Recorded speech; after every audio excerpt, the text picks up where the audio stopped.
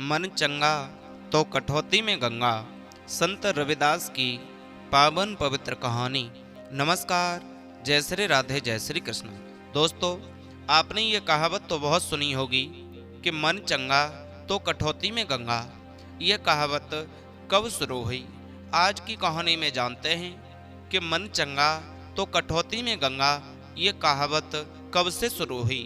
तो दोस्तों, आज मैं एक संत शिरोमणि रविदास जी की एक युक्ति के बारे में बता रहा हूँ। मन चंगा तो कठौती में गंगा। आइए जानते हैं संत रविदास जी ने यह युक्ति क्यों कही थी, यह कहावत क्यों कही थी। उसे जानने से पहले आपसे निवेदन है, इस चैनल को आप पहली बार देख रहे हैं तो चैनल सब्सक्राइब करें, लाइक शेयर कमेंट करना न भूलें। आइए कहानी समझते हैं। एक बार संत शिरोमणि रविदास जी अपनी झोंपड़ी में बैठ करके रोज की तरह जूते बनाने में लगे हुए थे। उसी वक्त उनके पास एक ब्राह्मण आए और कहने लगे, रविदास, मेरे जूते थोड़े टूट गए हैं, इसे तुम ठीक कर दो। जिसके बाद रविदास जी ब्राह्मण के जूते ठीक करने लगे। फिर अचानक रविदास जी ने उनसे पूछा, श्रीमान, आप कहाँ जा रहे हैं? दोस्तों, ब्राह्मण ने कहा, मैं गंगा स्नान करने के लिए जा रहा हूँ। तुम चमड़े का काम करने वाले क्या जानोगे कि गंगा स्नान से कितना पुण्य मिलता है, क्या फायदा होता है?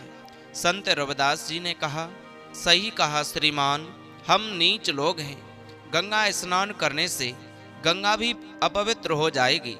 इस पर ब्राह्मण ने कहा, हाँ लो, अपनी मेहनत के एक कौड़ी और मुझे मेरे जूते दे दो। इस पर रविदास जी ने ब्राह्मण से कहा, एक कौड़ी आप माँ गंगे को रविदास का भेंट कर करके अर्पित कर देना। इसके बाद ब्राह्मण अपने जूते लेकर के चला गया। रविदास जी फिर से अपने काम में लीन हो गए। ब्राह्मण ने गंगा स्नान करने के बाद जब घर वापस जाने लगा तब उसे याद आया कि उस शूद्र की कौड़ी तो गंगा जी अर्पण की ही नहीं।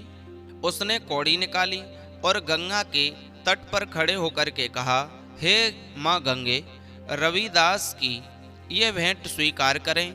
उसी वक्त गंगा जी से एक हाथ प्रकट हुआ और आवाज आई, लाओ, रविदास जी के यह भेंट मेरे हाथ में रख दो। जिसके बाद ब्राह्मण ने उस कौड़ी को हाथ पर रख दिया। ब्राह्मण हैरान होकर के वहां से लौटने लगा। फिर उसे एक आवाज सुनाई दी कि ब्राह्मण, ये भेंट मेरी ओर से रविदास को दे देना। ब्राह्मण के हाथों में एक रतन जड़ित कंगन था। ब्राह्मण हैरान होकर के उस रतन जड़ित कंगन को देखकर चकित तो रह गया, लेकिन रास्ते में चल पड़ा। जाते जाते रास्ते में उसने सोचा कि रविदास को क्या मालूम कि गंगा ने उसके लिए कोई भेंट दी है।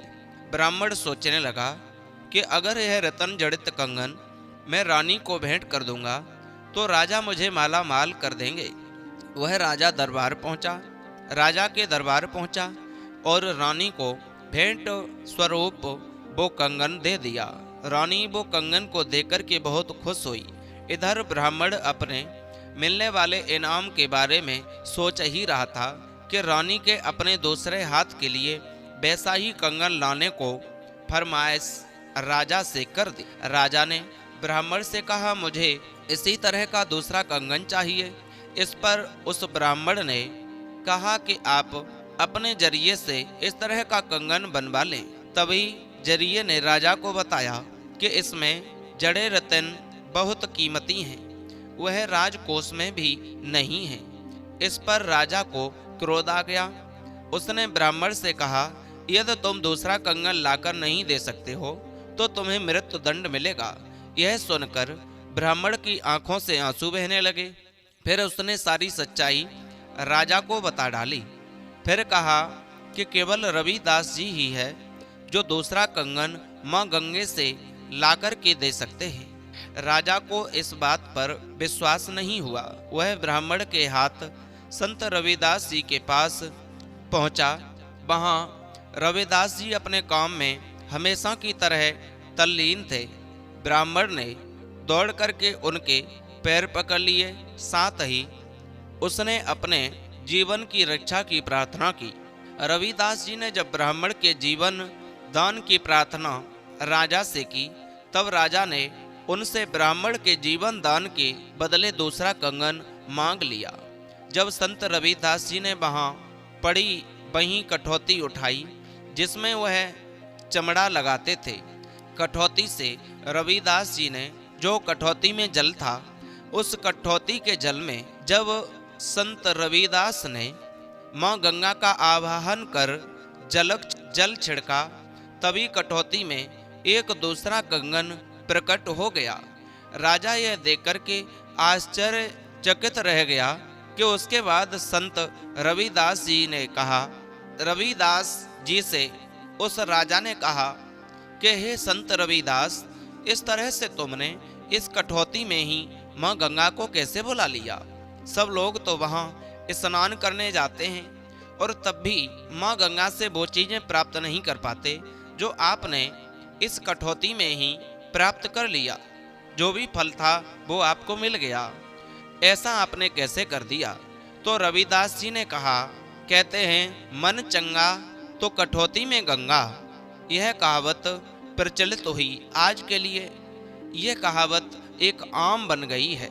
कहते हैं कि मन चंगा, यदि आपके मन में भगवान के प्रति विश्वास है, स्नेह है, तो भले ही आप किसी कार्य में बिजी हो तो बाहर जाकर के पूजा पाठ नहीं कर सकते, मंदिरों तक नहीं जाते, गंगा स्नान करने को यदि नहीं जा पाते, तो सिर्फ अपने मन में भाव रख करके आप जिस कार्य में लगे हो उसी वक्त सिर्फ भगवान का नाम जपते रहो, बस भगवान खुश हो जाएंगे, आपके हर इच्छा को पूरा अवश्य ही करेंगे। तो दोस्तों, आप समझ गए होंगे कि ये कहावत कब से चली कि मन चंगा तो कठौती में गंगा। ये कहावत रविदास जी के द्वारा ही की गई थी।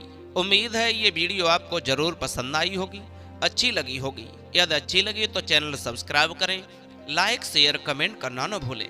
फिर मिलते हैं ऐसे ही नए इंटरेस्टिंग टॉपिक के साथ, मोटिवेट करने वाली कहानी के साथ। तब तक के लिए सभी भक्तों को जय श्री राधे, जय श्री